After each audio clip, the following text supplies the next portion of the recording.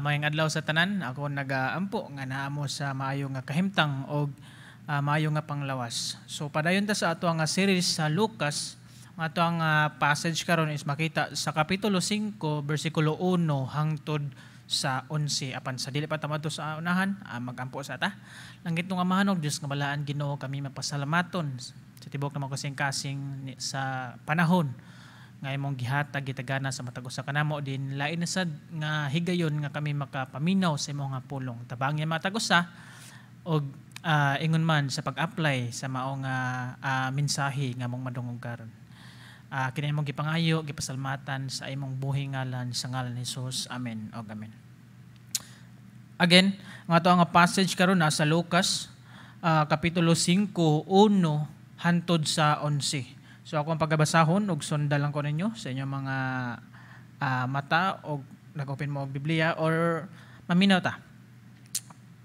Usa ka adlaw ni ana nagtindog si Jesus sa daplin sa lanaw sa Genesaret. Samtang ang mga tawo nagpunsisok kaniya aron pagpamati sa pulong sa Dios. Didto sa daplin sa lanaw nakita niya ang duha ka sakayan nga gibiyaan sa mga mangingisda kay nang waswas man sila sa ilang mga pukot.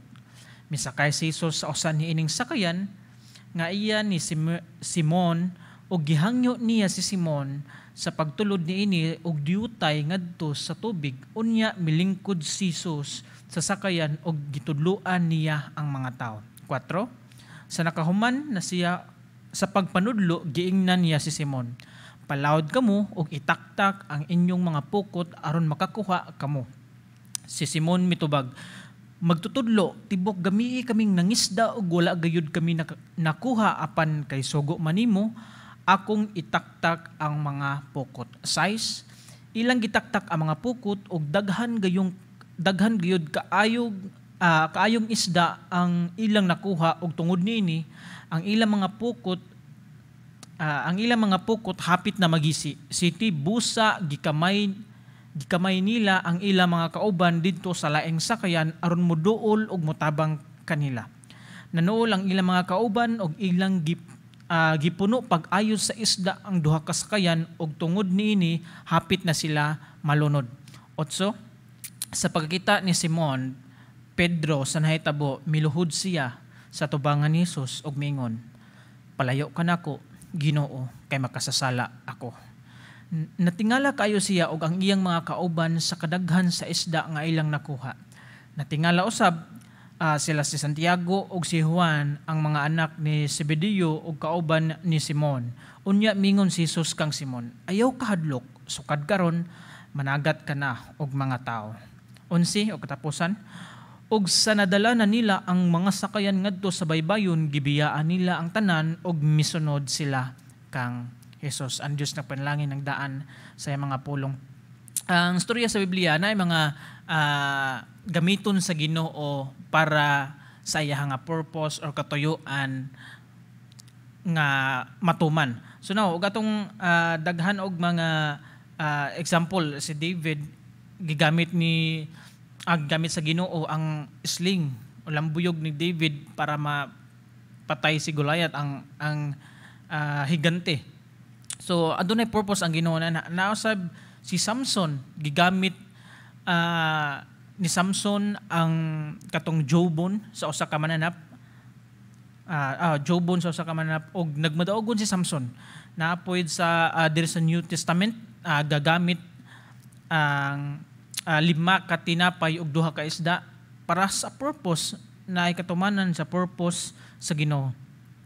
Ug daghan pa mga butang nga gigamit para sa purpose ug katumanan kung unsa ang buot mahitabo, unsa ang will sa Ginoo. So now, sa ato nga passage karon is napud atong makita nga gigamit sa Ginoo ang una ang kaning ang makita nato ang baroto ning Simon Pedro or ang baroto ning Pedro. So now, naggamit again sa ato nga passage, gigamit sa Ginoo ang baroto ning Pedro ug atong himay-himayon kung unsa nga pwede nato makuha nga lessons pinaagi sa paggamit sa baroto ni Pedro sa katumanan sa purpose sa Ginoo. So now, sama nayupat ka lima ka butang atong paghisgutan karon atong makuhaan og mga lesson. So now, una, sama sa buroto ni Pedro gigamit ang ato usab nga kasing-kasing mahimong chapel. So now, sa bersikulo 1 og hantod sa 3, sa kaadlaw ni ana nagtindog si Jesus sa daplin sa lanaw sa Gennesaret, samtang ang mga tawo nagpunsiso kaniya aron paggamit sa pulong sa Ginoo. Pagpamati sa pulong sa Ginoo didto sa daplin sa lanaw, nakita niya ang duha ka sakayan nga gibiyaan sa mga ngisda kay nang waswas man sila sa ilang mga pukot. Misakay si Jesus sa usa niining sakayan nga iya ni Simon or ni Pedro, og gihangyo niya si Simon sa pagtulod niini og diyutay ngadto sa tubig. Unya milingkod si Jesus sa sakayan o gitudloan niya ang mga tao. Gamit ang sakayan ng Pedro, nahimo nga chapel, nahimo nga mao nga pulpito. Na ug man tawag chapel is sa Old Testament matag templo is nagsimbolo siya nga naa ang presensya sa Ginoo, naa ang Ginoo nag-uban, or naa ang basically naa ang Ginoo. So now, ang atong kasing-kasing sama usab himo na to nga sama usab sa chapel na ang presensya sa Ginoo. Sa takna nga ang Ginoo nisulod sa baruto or misakay sa baruto, dili na sama sa usa ka hulagway sa sama nga common nga baruto. Dili na ana ang ato nga pagtan-aw.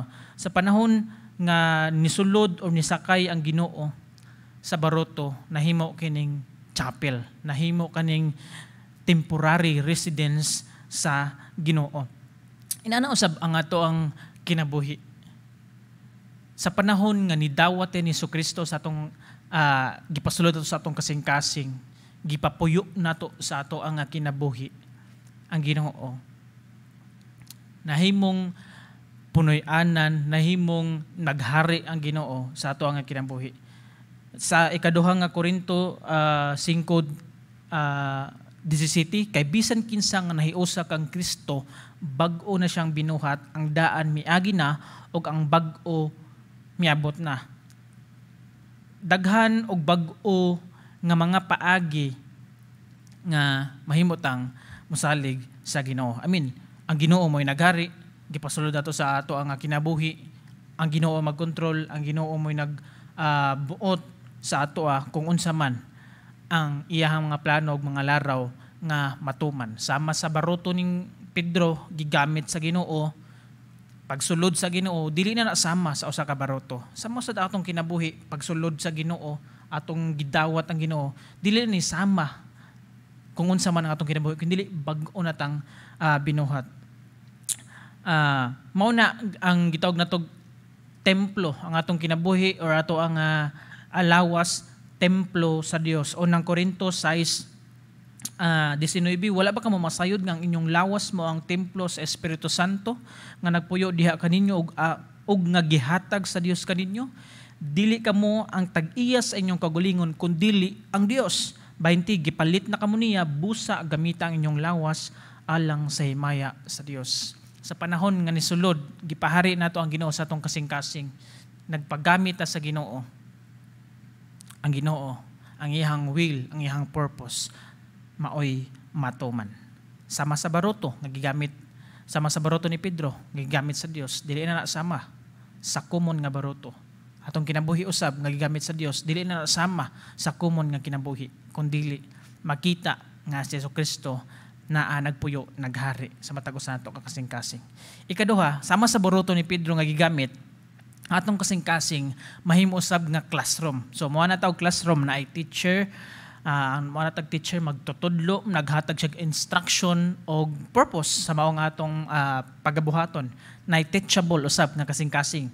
Again, sa mga atong kasing-kasing mahimo nga classroom. Sa verse 3, Jesus nagtudlo sa mga tao. Sa versikulo 3, misakay si Jesus sa usa ni ining sakayan nga iya ni Simon, og gihangyo niya si Simon sa pagtulod niini og diyutay ngadto sa tubig. Unya milingkod si Jesus sa sakayan og gitudloan, teach, nahimong classroom gitudloan niya ang mga tao. Dili lang kay sama to sa usa ka baruto, kundi kadto nga lugar, kadto nga dapit nahimong classroom, nahimong dapit nga anaa ang makakaton ta, anaa ang teacher, anaa ang magtutudlo. So present ang teacher, nahimo og class session instead nga baybayon to or instead nga baybayon to nya nay pambut nya didto si Jesus. Open nga baybayon apan nahimo og classroom na ay nagtudlo. So now,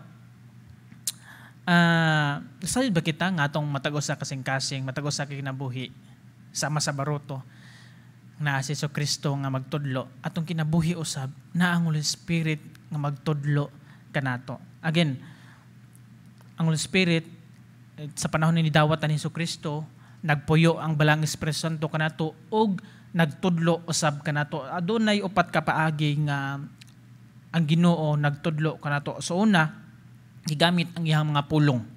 Again, gigamit ang iyang mga pulong. Ikaduha nga Timoteo 3:16 ug 17, ang tibok kasulatan gisulat uban sa lamdag gikan sa Dios ug mapuslanon na purpose alang sa pagtudlo, teach sa kamatuoran, sa pagbadlong, sa pagsaway ug sa pagtudlo unsaon pagkinabuhi nga matarong. Sa ingon ang nag-alagad sa Dios masangkap pag-ayo ug maandam sa tanang maayong buhat. Una nga butang nga nagtudlo pinaagi sa pulong sa Ginoo, pinaagi sa iyang word. Ikaduha nga gitudlo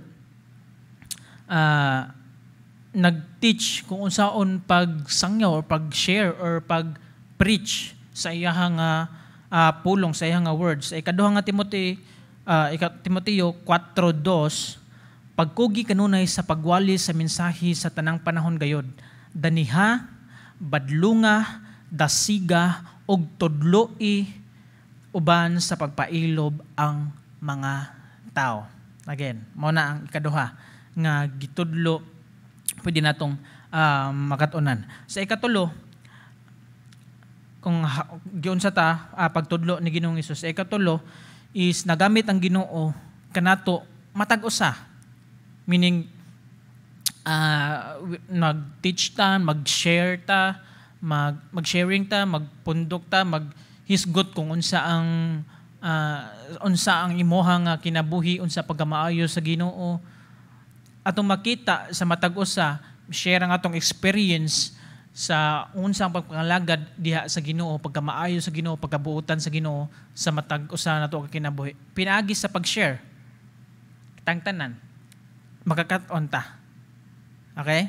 Ang ikaapat katapusan, unsa ang paagi sa pagtudlo sa Ginoo is pinaagi sa experience, personal nga experience. I mean, mas makakaton ta mas makakaton ta kung adunay problema or pagsulay. Okay? Mas muduol ta sa Ginoo, makaton ta pag-ayo kung adunay mga problema, adunay mga pagsulay, mga challenge nga moabot sa ato nga kinabuhi. Ug nahimo ta makakaton nga mosalig sa Ginoo taliwala ni anang mga paglutos, mga problema. So nahimo tang makaton moduol diha sa Ginoo. Makorek ang atong pamaagi diha sa Ginoo ug atong unsa ang atong pagtake sa mga problema. Again, sama sa baruto ning Pedro nga gigamit sa Ginoo para siya magtudlo katong lugar na himong classroom. Ang ato usab nga kinabuhi is himo nato nga classroom na ang Ginoo daghan tag makatunan. Ikatulo nga bahin, sama sa baruto ni Pedro, ang ato usab nga kinabuhi adunay captain. Again, baruto na ay captain. So kung mo na tawag kapitan, manatag captain, siya ang nag-manage or naghatag og mga direksyon, rumbo, nagtimon. Mo nay kapitan. So sa bersikulo 4, sa nakahuman na siya sa pagpanudlo, man siya teach, giingnan niya si Simon, palawod kamo og itaktak ang inyong mga pukot aron makakuha kamo. Nagmando, naghatag og direksyon, naghatag og sugo, mo na kapitan. Mo nang giingon ni Jesus ngadto ning Pedro. So ngatong kinabuhi nausay kapitan, nausay magmando, nausay magbuot kana kabubuton sa Ginoo. So now, ug atong una-unaon, si Pedro kabalo siya nga si Jesus kay carpenter. So siguro sa una ni Pedro is wala ni kabalo sing Jesus unsay pamagi sa dagat. Kay gatong mabasa ang mga following verses, tibok adlaw na o tibok gabi silang nanagat apan wala sila'y nakuha. Meaning walay isda, okay? Alain nga hunahunang ni Pedro is gusto ni Jesus nga manaktak sila og adlawan. Okay? Gabi man mas okay ang gabi kay dakog chance nga makakuha sila kaysa adlawan. Apan siguro sa unahuna na ning Pedro ingno nato nga nahadlok lang siya tungod kay magtutudlo or maalamon si Ginoong Hesus. Siguro may ingnon ta nga siguro nahadlok lang si Pedro mao nito man siya. Apan tungutan na ganahan ba si Pedro nga mulugsong adto para manaktak? Dili. Ganahan sa unahon ni Pedro is wise ba nga manaktak sa adlawng adlawng tutok? Dili. Lain nga pangutan na, nakasabot ba si Pedro sa angay sa unsa iyang buhaton, sa angay niya nga buhaton?